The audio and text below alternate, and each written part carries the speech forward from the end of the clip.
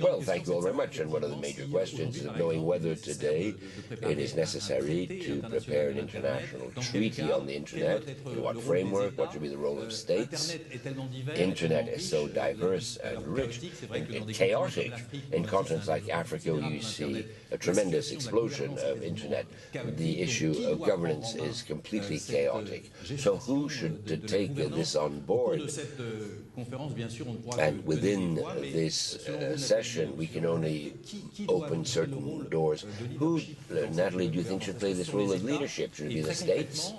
And in practical terms, in a few weeks, the G20 will begin being prepared by France for a year. Should the governance of Internet be a topic to be discussed by the G20 leaders? Well, we need to find appropriate fora to discuss this, and the states need to be present. Today, this is a major difficulty. The only venue appropriate is the Internet Governance Forum, an annual meeting which comes out of the WSIS last year in Sharm el-Sheikh, with the right to forget this year in Vilnius.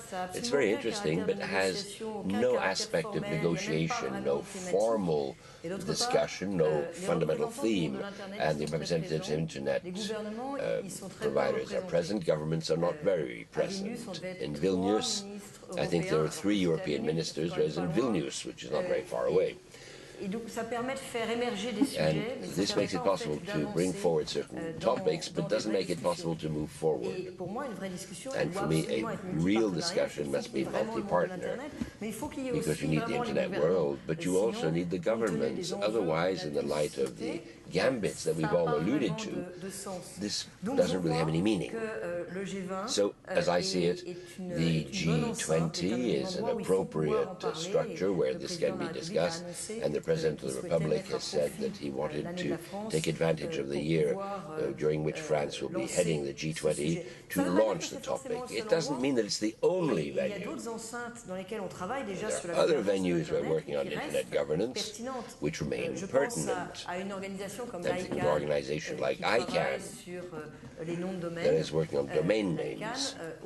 ICANN today ensures a reasonably smooth running of Internet, but ICANN is an association subject to California law. It's working, yes, but to manage domain names throughout the world, there comes a time you say, why? But it is working. ITU, the International Telecommunications Union, organizes a repartition of frequencies to be used, and the competition with major operators, or at least the backbone networks. But you can't find a single venue to negotiate everything. But of having one venue where you can discuss it and initiate certain negotiation would be useful.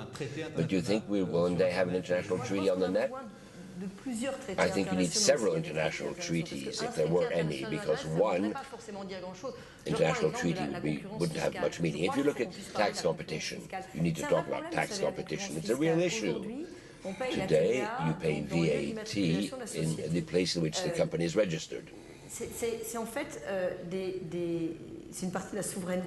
That's part of sovereignty which is being lost. The states that are losing their lifeblood, and reduction of taxes exists within Europe, it exists throughout the world. This is a problem. Look at VAT as an example, which is a consumer tax, and the fact of levying VAT at the price at which you actually consume. And this is not something you can discuss point blank. A major Internet treaty would not be significant, but I think discussing